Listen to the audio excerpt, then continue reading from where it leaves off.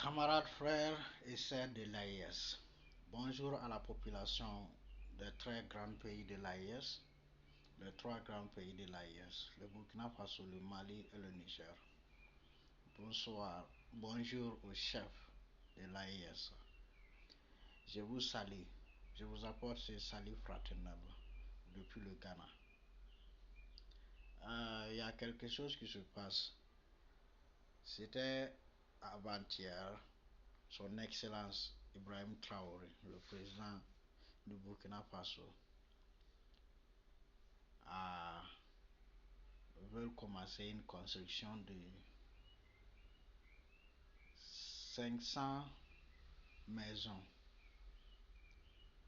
pour ceux qui n'ont pas de maison, pour la population burkinabé.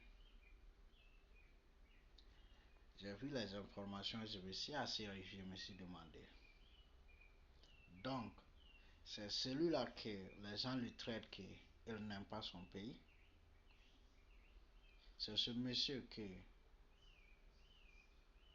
les impérialistes disent qu'il n'aime pas son pays. Moi, je voulais leur demander une seule question. Comment aimons son pays? Comment on peut aimer son pays? À toutes les impérialistes, de l'intérieur ou de l'extérieur, ce qui me fait mal, c'est ceux qui vivent dans le pays même, qui bénéficient de ce que son Excellence Ibrahim Traoré est en train de faire. Et en plus, ils sont en train d'ouvrir les téléphones et parler de n'importe quoi. Si il n'y avait pas eu coup d'État au Burkina Faso, si la population ne s'était pas élevée en 2014 pour faire partir Blaise Compaoré, maintenant Ivoirien, si en 2022, son Excellence Ibrahim Traoré n'a pas fait ce coup, imagine-toi si c'était Rochman Christian Kaboré, ou bien Damiba, ou bien Blaise Compaoré était au pouvoir. Quel sera l'avenir du Burkina Faso? Oh, j'avais oublié. Parce que c'est là même qui disent que son Excellence Ibrahim Traoré, notre trou, n'aime pas le Burkina Faso là. C'est le contraire. C'est plutôt eux qui n'aiment pas le Burkina Faso. Parce que je ne peux pas comprendre que quand ces trois présidents étaient au pouvoir, rien ne marchait au Burkina Faso. La population se cherchait. La population meurt dans le désert pour aller se chercher. Vous n'avez rien vu de mal dans ça. Aujourd'hui, Dieu nous a donné quelqu'un qui veut changer l'image du pays, qui veut changer l'avenir du pays. Et ce que vous trouvez à dire, c'est qu'il n'aime pas le pays, c'est un militaire, il est venu par les armes. Une simple question encore. Si on parle de venir en armes, est-ce que vous savez que tous les présidents africains sont venus au pouvoir par des armes? Peu importe, soit on vote pour la personne ou pas, parce que à chaque élection, le sang coule. À chaque élection en Afrique, il y a des sangs qui coulent. Mais son Excellence Ibrahim Traoré, le président du Faso, son Excellence Assimi Goïta et son Excellence Abdourahmane Tiani, quand ils sont venus au pouvoir, combien de personnes sont mortes? Il y a eu combien de morts au moment où ils venaient au pouvoir? Soyons plus clairs, disons la vérité. Nous, on veut dire que personne n'aime pas le Burkina Faso que nous les Burkinabés. Nous les vrais Burkinabés, et je parle des vrais Burkinabés, pas ceux qui vivent à l'extérieur, ils ne savent même pas ce qui se passe sur le terrain. Et ils sont à l'extérieur.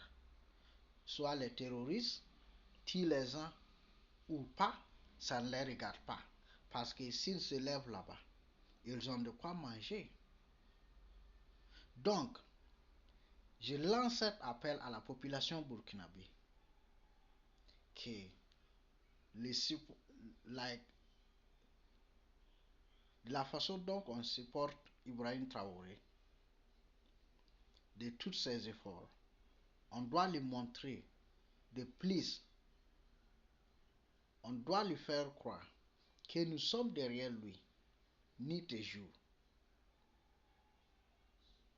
Parce que l'avenir du Burkina Faso est dans la main de Dieu et aussi dans la main du président Ibrahim Traoré.